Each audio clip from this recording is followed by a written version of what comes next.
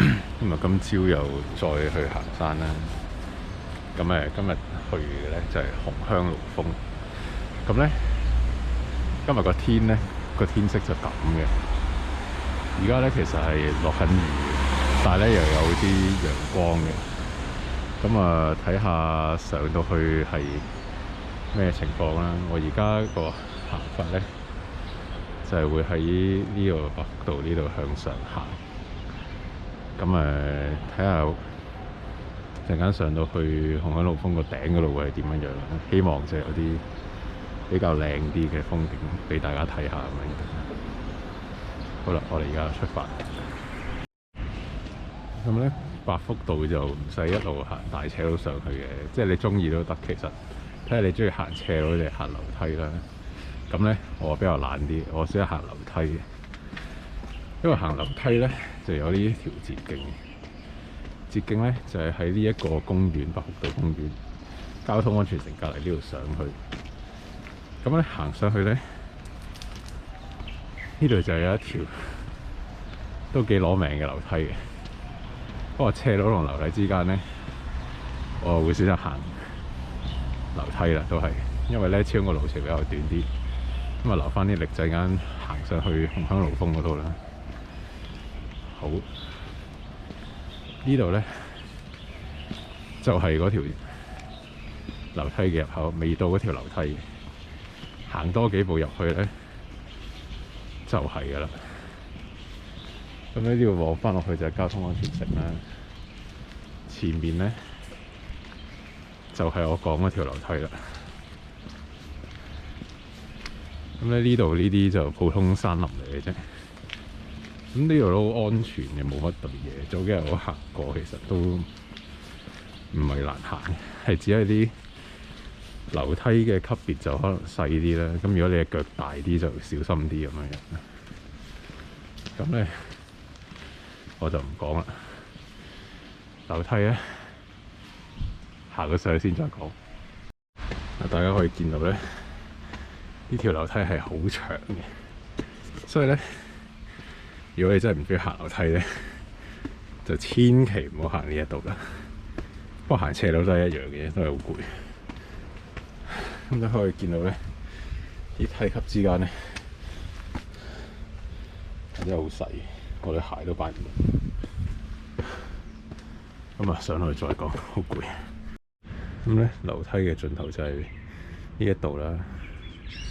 呢個行上嚟咧，就應該係寶馬山唔係天后廟道最尾嗰度嚟嘅。咁咧上到嚟咧，就有兩條路可以行。第一咧就係喺前面街口轉左上寶蓮徑。寶蓮徑咧隔離有條山路咧，即係又係頭先嘅樓梯級咧，就上去上邊嘅。調翻轉，你真係唔係想行，真係唔想行樓梯啦，頂唔順啊！行先行成200幾級樓梯，頂唔順咧，就去前面街尾嗰度，去到迴旋處嗰度咧，轉左上斜路，一樣去到呢個紅香爐峰嘅。咁咧，今日我就行遠啲，我行翻寶蓮徑。咁啊，寶蓮徑上呢一個金督馳馬徑，就今日跟住金督馳馬徑就再掃翻個紅香爐峰，就係咁啦。陣間見到。咁咧呢一度咧就係我頭先講嗰條樓梯上寶蓮徑去金督馳馬徑嘅。咁咧其實大家如果唔想行咁金百福道上咧，就可以天后地站搭49號 M。搭到嚟啱啱頭先橋中學呢一個位，咁呢個位咧，再行上嚟咧就唔使好似我頭先咁撐上嚟百福道噶啦。咁咧呢度就入口啦。咁我慳翻啲電先上到去先再影。咁咧頭先沿住一路上咧，嚟到呢個位咧，就有塊牌嘅。咁咧呢邊就去金督馳馬徑嘅。嗰邊咧就上去寶馬山嘅觀景台。咁寶馬山頂其實係冇標高柱嘅，標高柱咧就喺紅香爐峰嗰邊嘅。咁可能係冇人知寶馬山嗰條標高柱喺邊啦。總言之咧，如果你要揾標高柱咧，就要去紅香路峰噶啦。咁咧所以今日我哋就行呢邊。上次我行開寶馬山嗰邊咁啊，真係得個觀景台乜都冇嘅啫。呢一度咧有石澗嚟嘅，咁所以大家小心啲啦。今日落雨都係。好，就咁。咁金督詞話徑就上到嚟咧，就一路向翻大坑嗰個方向行。過去咧就會係紅香路峰噶啦。咁咧呢度我唔多爬，因為咧其實咧金督詞話徑咧就真係冇乜位有風景睇嘅啫。咁啊去到紅香路峰附近之後先再繼續。咁咧呢邊就係啱啱頭先我行過嚟嗰度啦。咁咧呢度就係涼亭。呢度咧上去就開始係小馬山徑嚟嘅。呢條石澗就係小馬坑嚟嘅。咁咧所以咧，如果以我行過嘅經驗咧，就大家千祈唔好跟我頭先嗰條路上啦。大家咧不如都係行翻大路咧，就喺寶馬山花園個迴旋處一路向上行，行到去直接上紅香路峰啦。如果唔係咧，就好似我咁咧，兜咗個大圈過嚟嘅。千祈唔好行呢一度，太攞命，唔係攞命，太遠太丟，即係太過我自己揾自己笨啦。咁陣間睇下行唔行小馬坑呢一度啦。今日落雨其實就唔係咁好嘅。咁但係如果上小馬山咧，呢度都係最快嘅其中一條路嚟嘅。咁過去紅香路峰睇下之後咩情況，之後先決定行邊條路上小馬山。咁呢度繼續去。咁咧，如果大家喺聖馬可中學，即係寶馬山巴士總站嗰度上嚟咧，就會喺呢一度噶啦。咁咧，你哋就會見到呢度就係如果你聖馬可中學上嚟嘅金鹿前馬徑嘅路段啦。咁仲係未到紅香路峰嘅，因為頭先我喺寶馬山行過嚟渣甸山，簡單啲嚟講就係。咁點解大風咬要注意咧？真係一啲都唔知喎，其實一路去就係嘅咯。咁anyway 啦，總之咧，今次嘅教訓就係咧，上去紅香路峰咧，直接上啊，唔好兜大圈，真係好戇居。我咁樣嘥咗成3個字，又嘥咗3個字嘅體力。好，咁我哋去到之後再拍。咁咧，呢度行到尾咧。就頭先金鹿前馬徑過嚟呢度啦。咁咧，平時如果喺巴士總站後邊嗰度上嚟咧，就應該係呢一度嚟嘅。咁咧，呢度有2條小路。其實咧，阿叔都係第一次嚟嘅，咁所以阿叔都唔係好識路。咁咧，相信頭先落去嗰條斜路就係大石壁。咁咧，呢一度就應該係兜上去紅香路峰嗰條小路嚟㗎啦。咁咧，有晒絲帶嘅，哇！啲級都幾高下，咁咧阿叔就應該未需要出動到戴手套嘅。哇，都真係有啲事，小心啲啦。總之又今日落雨又，而家雨又停咗㗎啦。咁咧就唔知之後咩情況啦。蜘蛛網都多啦，咁所以咧應該嚟緊呢幾日天氣都會好㗎啦，相信。咁咧。呢度上去咧，似乎就係到咗紅香綠壁啦。哇！阿叔成頭都係蜘蛛網。咁好啦，呢嚿大石就應該係啦，相信係咪咧？哦，係啦。根據啲其他 YouTuber 拍嗰啲片咧，哇！真係有啲跣啊！好彩阿叔就要買嗰對鞋。今日咁嘅天氣咧，呢一對舊鞋咧係完全唔合格嘅。阿叔呢對鞋話晒都應該有成5、6年前。咁咧就因為好少就咁擺喺鞋櫃嗰度冇着過嘅。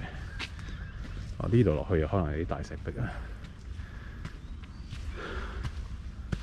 好啦，究竟阿叔一味講一味行，究竟會唔會 PK 咧？又會唔會用耐咗時間先至上到去標高柱嗰位咧？其實阿叔第一次嚟嘅，咁所以都冇得話比較快定慢嘅。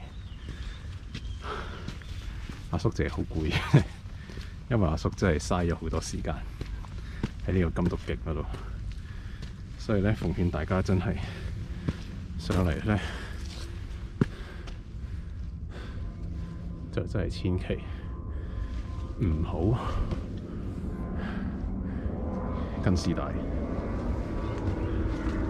就千祈唔好好似我咁兜金獨徑過嚟，真係嘥自己時間，嘥自己體力。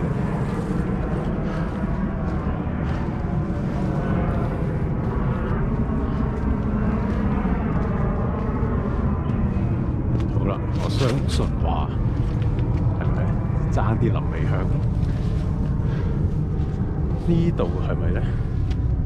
唔係喎，標高柱喺嗰度，咁即係呢個位都未係喎。而家咁講，咁咦係咪呢度可以兜過去？哇！真係好彩，爭啲臨尾一個失手又 PK。其實咧，平衡力就唔係考對鞋嘅，鞋咧就只係一個裝備嚟嘅。真正考嘅咧係你自己嘅平衡力，係咪咁有得上？呢個位上真係有啲危險。係啦，呢邊好行啲嘅。阿叔相信咧，係紅香爐峰係唔使戴手套嘅。因為戴手套嗰啲山徑唔係咁，不過咧 ，anyway， 哇啦，我終於嚟到啦！呢個就係紅香爐峰嘅峰頂，咁我上到去標高柱個位再影清楚啲先，希望咧今次就影到啦。咁咧，阿叔咧頭先兜咗個大圈啦，就終於上到嚟紅香爐峰啦。即係呢個故事教訓我哋咧，就千祈唔可以寶馬山咁樣行過嚟啦。如果唔係咧，行成都三四個字嘅，半個鐘冇嘅。咁啊，一嚟又辛苦啦，二嚟又兜大個圈啦。咁所以最簡單咧，都係搭25號巴士去到寶馬山巴士總站，或者搭49個 M 喺天后搭6 van 上嚟咁樣咯。咁時間冇多啦，唔講咁多廢話啦。咁咧後邊咧呢一度就係小馬山嚟嘅，小馬山後邊嗰度就係柏架山嚟嘅。咁咧呢一度就過去就係大坑嗰邊啦。咁呢度係啦，禮德下邊有禮德村啦、大球場啦、銅鑼灣啦，咁維多利亞徑啦。咁呢一度就係影夜景話最靚嗰個位嚟㗎啦，因為即係啱啱係維港西入嚟嗰個船嗰個位嚟嘅。咁今日天色就麻麻，所以就冇龍友喺度影相㗎啦。咁對面係尖沙咀啦，落翻去呢度就係天后嗰邊啦。咁跟住呢度落去都再去就天后北角嗰邊嚟㗎啦。咁咧基本上紅香爐峰呢個位其實喺樹仁大學後邊嘅。咁咧所以寶馬山巴士總站就係喺前邊呢一個位。咁大家落車咧就記得嚟到呢一度先好行啦。如果唔係就真係揾自己笨啦。咁咧前面就寶馬山花園。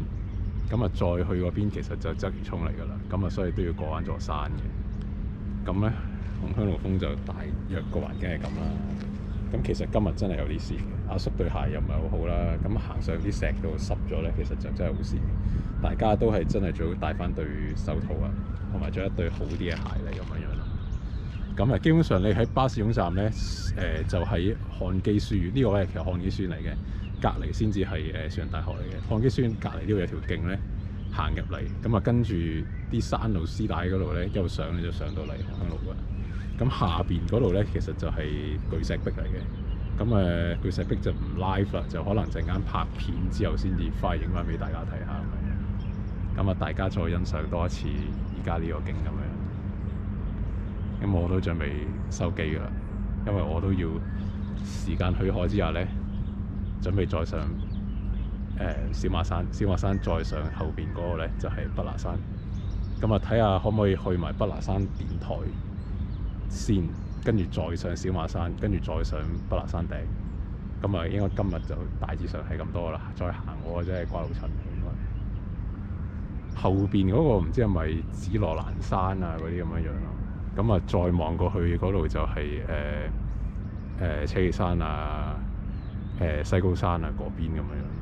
咁啊，講到啲山其實都係咁樣嘅啫，就一條大路直通嘅，東去西度去到，後邊再去大潭都得嘅。咁啊，揾有機會再介紹啦，嗰啲就好啦。阿叔你點樣落翻去咧？好啦，阿叔其實而家咁嘅樣，好攰，因為琴晚真係冇瞓過覺，今朝一早起身就上嚟。好啦，唔講啦，拜拜。咁咧，啱啱就去完紅香爐峰啦，咁而家就繼續上小馬山啦。咁咧，睇下今日可唔可以去咗小馬山電台，之後咧先至再上小馬山頂，再上北喇山。咁咧，跟住今日就收工啦，因為陣間嗰段路都好趕嘅。好啦，而家唔拍住，陣間再講。咁頭先咧，沿住金篤徑繼續上咧，就一直行，就嚟到呢一度。咁咧，呢一度石澗上去咧，其實就應該係小馬山電台嗰度嚟嘅。咁咧，只不過今日天氣濕啦，兼我對鞋又麻麻地啦，咁我就費事喺石澗上啦。咁咧就唯有兜遠啲路咧，就行前面再上去小馬山電台。咁咧，其實大家應該會見到嗰度有碌，唔知睇唔睇到個坡高，可能爬得麻麻地。嗰個就係個發射站之一嚟嘅，有4-5條路嘅。咁啊，今日唔行間啦，咁啊換個對新鞋先咧，又好繼續。咁咧頭先沿住金篤徑咧行到尾咧，就喺呢條山度啦。咁嗰度行過去咧，就應該去翻渣甸山嗰邊。咁呢度上去咧，就會係小馬山電台嗰邊噶啦。咁咧，咁啊，所以嗱，大家都見到有無線電干擾啦，所以咧呢度玩航拍就真係要小心啲啦。應該就唔想墜機就唔好喺呢度玩。好，咁上咗山再影。呢度就係北喇山電台。咁咧就唔入得嘅，不過我就影下啦，出嚟都。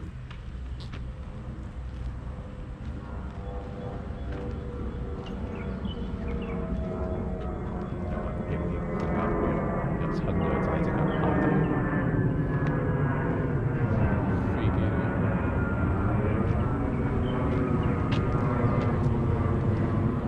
即係呢邊又應該係真係用緊嘅，咁所以咧呢邊又唔入得嘅。但係咧，好似係有個廢棄咗嘅發射站，就唔知啲人點樣上。咁啊，睇下揾唔揾到啦，揾到我就直接上小馬山。好，陣間再拍。所以呢度咧有個清晰啲嘅景，可以睇到晒呢一個北喇山電台周圍嘅發射站。其實唔止4-5條嘅，呢度好隨時有1、2。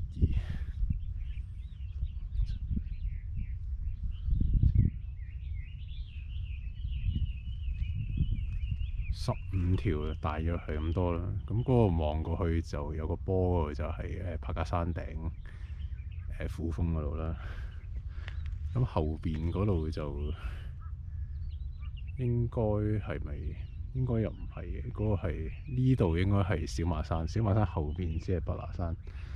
對邊嗰度咁高嗰個就真係唔係好知邊度啦。渣甸山應該唔係，渣甸山應該喺呢度後邊。呢個方向咁樣嘅，咁試下去再揾下嗰個廢棄咗個電台，應該就係呢個後邊。咁行埋過去嗰邊睇下啦，跟住之後就上小馬山啦。好，陣間再拍。好啦，咁我哋咧行多少少，其實就已經到㗎啦。呢個咧就係北喇山嗰個廢棄咗個電台嚟嘅。頭先咧嗰邊就係應該仲係 active 用緊嗰個北喇山電台嚟嘅。咁呢個發射站好似就已經廢棄咗㗎啦，所以咧 that's why 呢一度就可以隨便行過嚟嘅。咁但係咧，始終呢個山咧都係好多無線電啦。航拍機攞上嚟咧，會唔會掛咧？我又真係唔知啊。今日我又冇帶，咁所以咧我都唔可以試下。咁我都唔想試啦，部機都係新嘅，玩咗1個月，遲啲先有機會先再嚟試下啦。咁呢度你都見好多人上嚟塗鴉嘅。咁呢度望翻出去就應該係西灣河鰂魚涌嗰邊噶啦，港島東嗰邊嗱，嗰度對面咧見到遠遠個山上面有啲人行緊嗰度咧，嗰度就係小馬山嚟噶啦。陣間我就會再喺嗰度上去嘅。咁呢度都幾攞命嘅，因為啲樓梯我估都隨時300幾級到啦。咁陣間唞夠我會上嘅。咁小馬山電台就係咁多啦，冇乜特別嘢睇啦。咁過到去小馬山再拍啦。咁跟住呢條路仔出翻嚟咧，呢度就係衛奕信徑啦。咁咧，頭先嗰度就係嗰個北牙山電台嗰邊，咁呢度過嚟就衛奕信徑。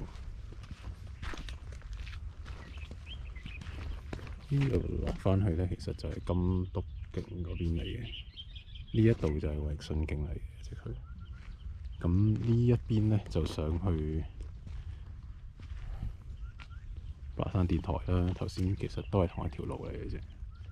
咁呢邊就小馬橋嚟啦。咁基本上上翻小馬山咧，跟住就會去到北牙山嘅啦。咁北牙山跟住今日就收工啦，落翻山，因為都幾撳下呢條路。咁而家先過呢個小馬山橋，小馬橋一個咧，呢度開始就係上小馬山。好，陣間再拍。係啊，下邊啲先。呢度小馬山再上，基本上頭先又喺下邊就已經係紅香爐峰，大約係嗰個位。咁小馬山就其實都係咁啦，一條路上，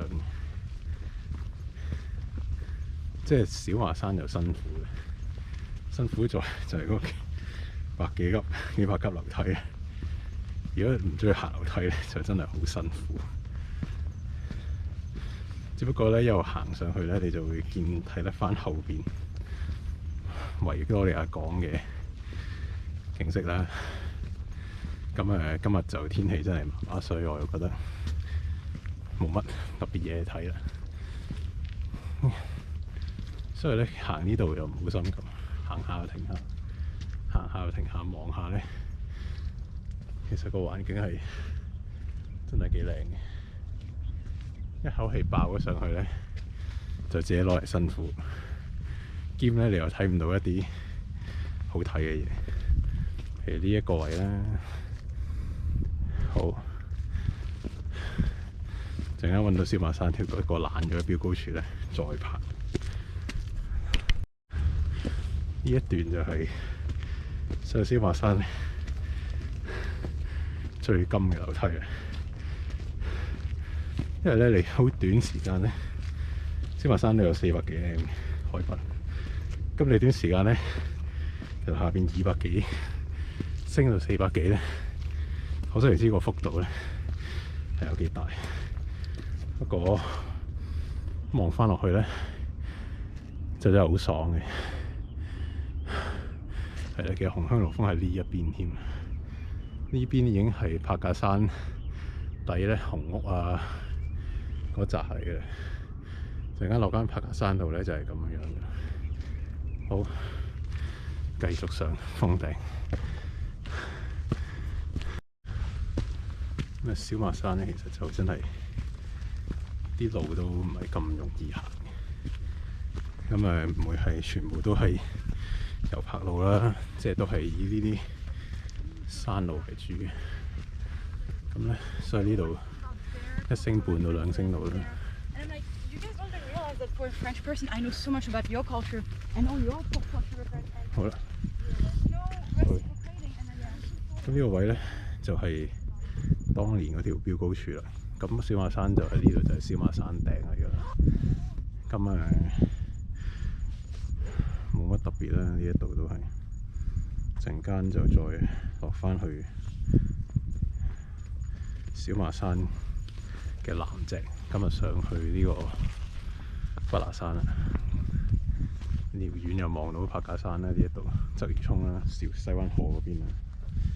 好啦，咁唔影咁多啦，留翻啲電，陣間上北拿山再影。咁呢度咧，其實就係去到小馬山南脊尾嗰度噶啦。望出去呢度就係港島徑嚟嘅。呢度港島徑5段啦，就係、去翻陽明山莊，見到陽明山莊噶啦。咁會經渣甸山嘅，所以渣甸歐陸咧就喺前邊。咁咧呢邊就都係分鰂魚涌啦。咁前邊呢一度咧就係北拿山啦。咁而家就會上翻去嗰度。咁今日行埋北拿山咧，就會喺翻柏架山道嗰度經大風牛落翻去鰂魚涌噶啦。咁咧就唔再拍住啦，上到山又再拍過。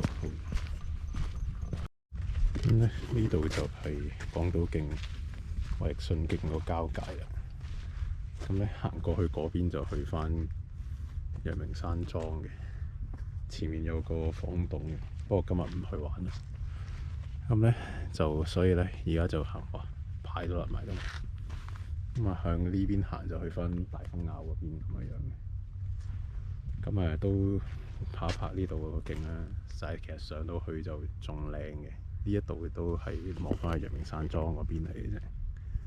其實仲有戲過去嘅，不過呢度就開始係上去北拿山頂啦。咁咧將會係連續踩樓梯。咁咧其實喺呢一邊上係會舒服過喺柏架山嗰邊上嘅。柏架山嗰邊啲樓梯咧係靚嘅，但係咧個斜度就仲大。咁所以咧頭先小馬山嗰個辛苦，喺呢度咧就可以輕鬆翻啲啦。咁睇下大家中意啲咩咧？大家中意先辛苦後難易咧，定先難後辛苦後易咧？就真係睇自己啦。好啦，手機，我再爬落去，我真係上到北拿山會死咗。好啦，終於就上到嚟北拿山頂，先又唔小心跌咗嘢咧。北拿山又係咁多㗎啦，其實呢一邊望翻去小馬山港島徑嗰邊，陽明山莊。而家我都可以企在影一幅喎，咁樣。又企上去咧？係咯，欠債還錢啦，欠走啦係嘛？欠債還錢，天公地道。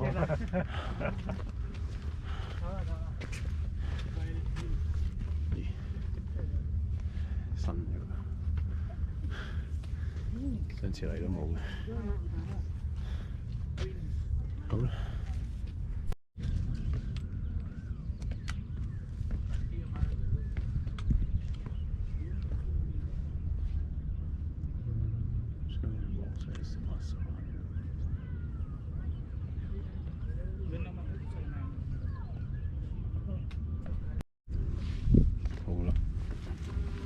落翻地先。咁而家戴翻個口罩啦，因為咧呢度落去將會係大風牛，應該好多人嘅落咗去。咁呢度都介紹下啦，呢度係北拿山觀景台。咁即係柏架山啦、龍脊啦，後邊就高過鶴咀嚟嘅。紅山半島啦，就大潭水塘啦、蒼山啦、馬桿山，跟住嗰邊就係紫羅蘭山、陽明山莊。最後遠啲嗰度就係鴨脷洲，睇唔到老木，同埋就係南丫島。呢度就標高處。咁咧呢度落去咧就係大風坳，同埋嗰邊嚟就係渣甸山、小馬山嗰個方向。咁咧望行多一次呢一度啦。咁其實冇乜特別㗎啦，北拿山就係咁細㗎啦。咁咧，我哋就喺呢一邊落翻去咧，就嗰度幾百級樓梯咧，就係大風坳啦。咁咧，記得戴翻口罩嘅，好多人呢度真係。好，陣間再見。咁咧，呢度前邊就係北拿山落大風坳嗰條天梯，所謂嘅。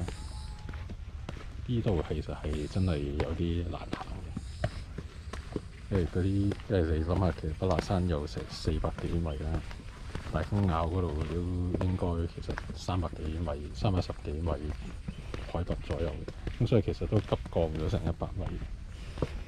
咁所以再前啲咧，其實你會見到即係梯級唔難行咯，講真。咁啊，今日可能今朝落完雨，閃閃地，所以而家就比較難行啲啦。但係其實都係1星半到2星中間嘅程度嘅啫。講真，老實實。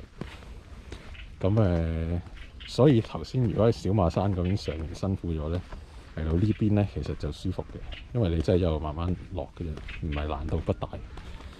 咁調翻轉，如果你喺北拿山呢邊上就而家辛苦，咁啊跟住喺小馬山嗰邊就可以慢慢咁睇翻維港嗰個景落山咁樣，即係各有各好嘅。